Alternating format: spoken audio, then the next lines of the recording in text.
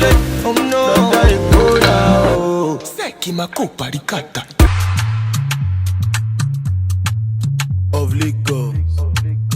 Hi guys, and welcome back to another video. If you're new here, my name is Marianne. For my JAM candidates, newly admitted students and whatnot, this is a full guide for you to know what and what not to pack to uni. As easy as it sounds, what to pack to uni, there might be a little confusion because I was also confused when I was moving into school, because you cannot bring the things you usually use to survive in your house. That's your house.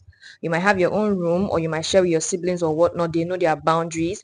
You're coming to a school of sane people, insane people. You don't know these people from Adam. I'm going to be talking about everything to bring to school in general, whether you're going to be staying in a school hostel, or you're going to be staying in your own apartment, outside school, close to school, whatever. I'm going to be talking about everything that you need to pack to school. Okay, so first of all, we're going to talk about the essentials: your skincare, your hair care, sanitizer.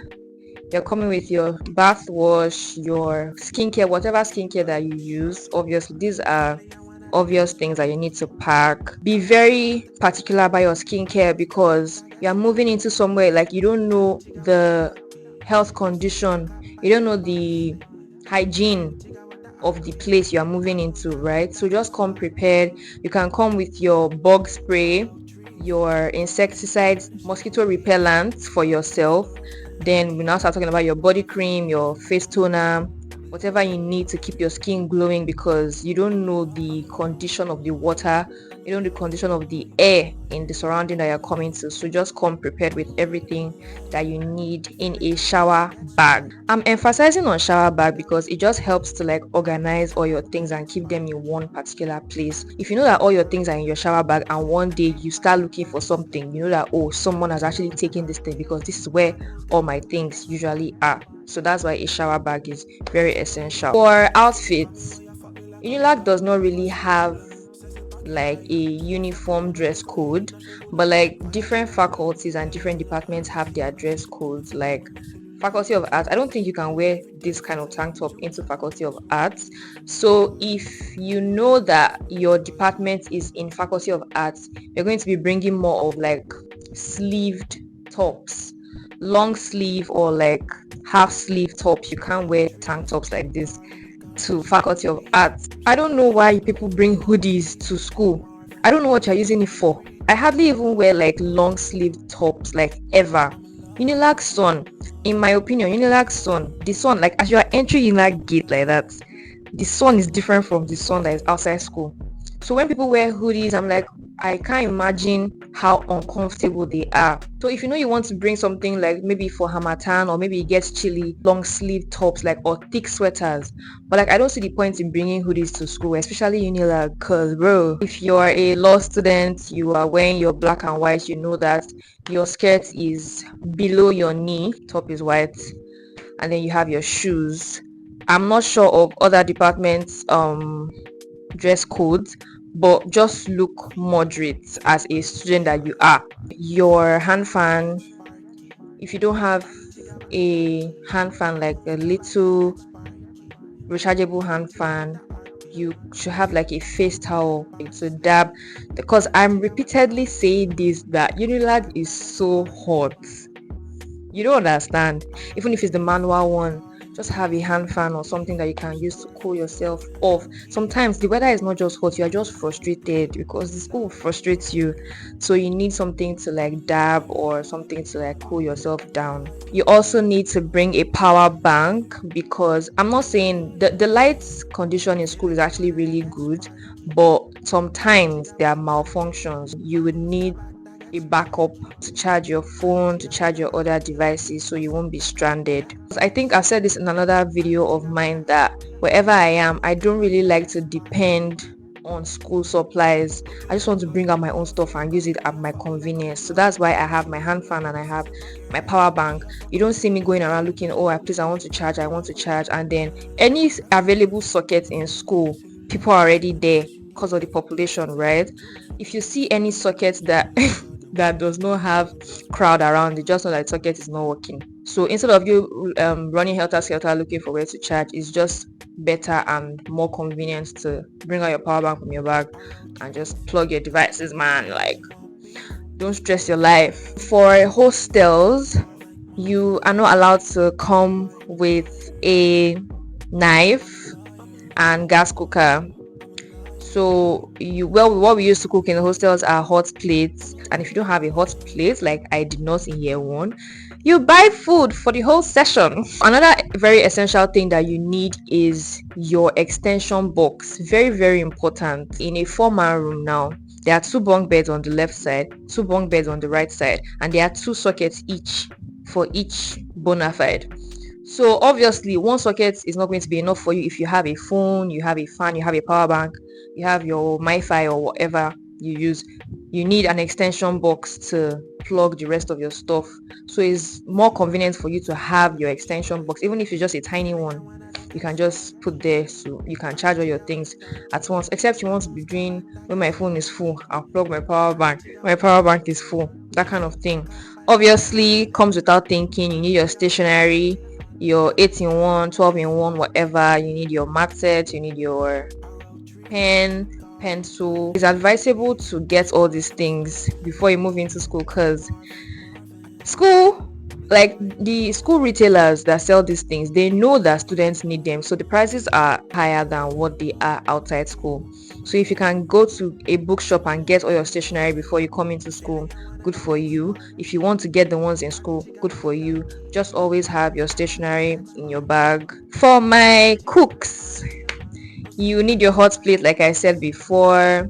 If you can stock up with food stuff, you can bring whatever food stuff you want to bring. There's no limit. Your ugu, plantain, yam, whatever you want, your provisions, everything, as long as you know how you're going to store them, that's completely fine. There's no restriction. There's no hostel that tells you, oh, you can't cook this, you can't cook that. You can cook whatever you want to cook at any time of the day, as long as there's a free socket in the kitchen for you to use. If you know you're going to be cooking, obviously you know you need to bring your pots, you need to bring your plates, your utensils, just to avoid borrowing from people. Just have your own thing. This school has taught me something, and it's that I should just have my own things, honestly, because if I have my own things and I'm using them, I promise you I might not talk to the person next to me for like a week or 2 weeks. Another thing that you need is your buckets and your baler, because school is not going to give you buckets. School is not going to give you anything, honestly. As you're moving into school,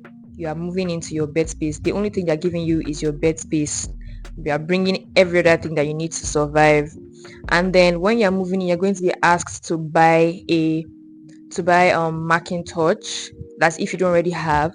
But if you have from your house, you can bring it along. But I don't think they're going to let you move in. They didn't let me move in without my Macintosh, and it's for the safety of the students, honestly, because when I was moving in to Makama Hostel in year 1, I didn't know all these things. So like I was just like getting some information right there on the spot. I didn't have a Macintosh. I had to buy like on the spot. So most of the time there are people that are like selling right there as you're moving in. I already had all my things outside. There was nothing like, oh, going outside so to go and buy. So I just bought there, and I still have it. I'm going to use it to move in when I'm moving into school.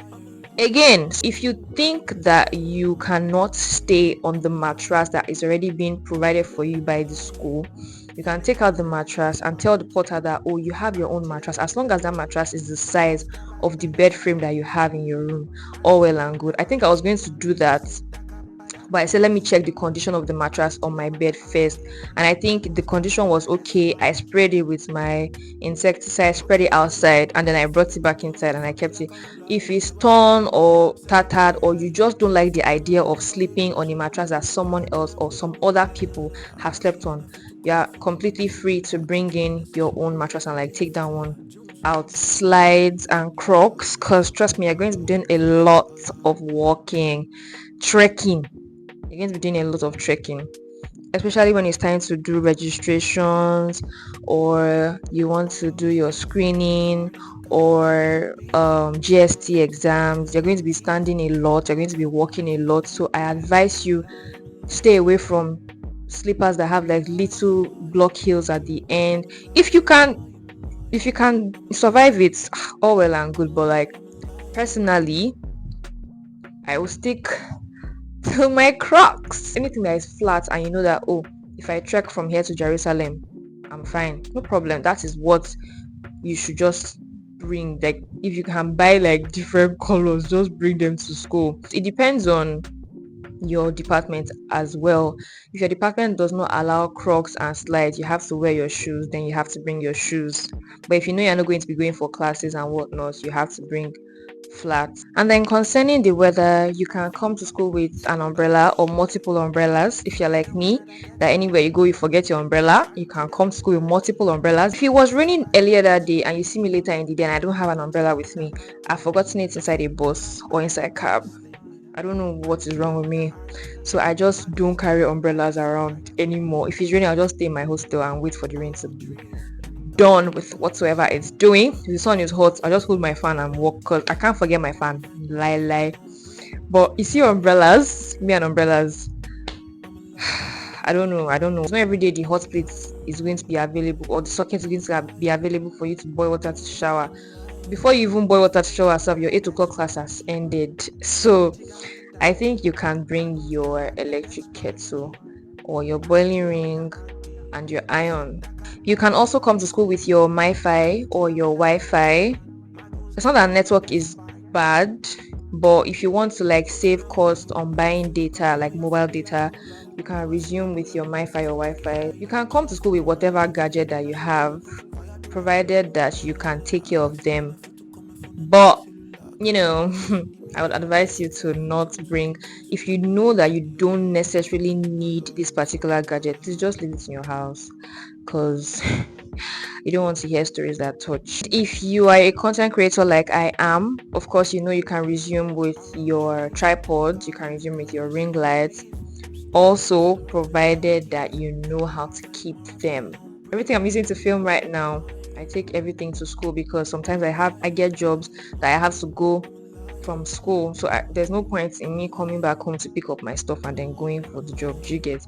So if you're a photographer or whatever, as long as you can keep your stuff well, you can move into school with them. I'm not a kind of person that can carry like a small purse to class, so if you know that you're like me, go and get yourself some medium or large sized bags. Your padlocks, very important, different sizes. When I was resuming in year 1, I came to school with like 6 different sizes of padlocks, for my Ghana must go, for my box, for my cupboard, for my cabinet, for the door.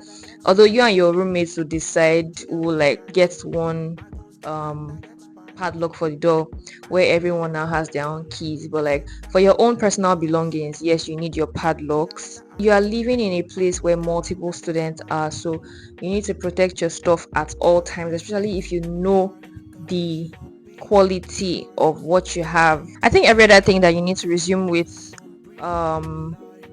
are self-explanatory and just obvious things that you need to survive. You know that if you have asthma, you need to resume with your inhaler. You know that. Anything you know that you cannot get easily when you're going to school, please just pack it from your house, as long as it's not perishable. This video is like a mini guide, but if you know what you want to study in school and you know the department you're going to be in, you can make further researches on the dress code, the stuff you're allowed to have like in class and whatnot, because I'm just talking from my own point of view. I'm a theater art student. This is what we wear on a normal day, so I think you should make more research on whatever department you're going to be in, just to avoid embarrassment, because trust me, you don't want to be embarrassed in school. I know that when I was moving into school for the first time, I was so confused. I moved into school without a lot of essentials, which I regretted a lot, because I now had to start buying them inside school, which is not economical like at all. So I hope this video really helped you.